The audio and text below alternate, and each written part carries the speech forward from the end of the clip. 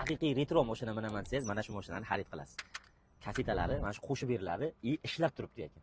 Narxini ham vobshe bomba qilib qo'ydik mashinaning narxini. Motoringiz almashdi, yangi motor qo'ydingiz. Motorga javobmi? Motorga javob. Moy poy yemaydi. 3 kurukdan o'tib 4 kurukka yaqinlashibdi. 1.8 motor, akkumulyatorlaringiz qanday? Hech pul. Beriladigan tochkasi. Ha. Oxiri. 2010 a 55 million so'm qo'yib beraman. Ketdi. Mana bu qimmat.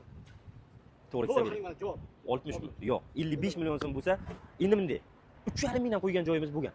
Lekin sizni unaqa qilayotgan, to'g'risi, mayli 55 million emas, 57 million qo'yay. 57 million qo'yay. Xudo xolasa, inshaalloh ketadi. Haqiqiy retro qidirganlar bormi? Birgalikda sinab ko'ramiz. Nimaligini bilganlar kommentariyaga yozib qo'ysin. Bismillah. Subhanalloh, ana. Yulduz Usmonova ekan bittasi. Bunisi shu.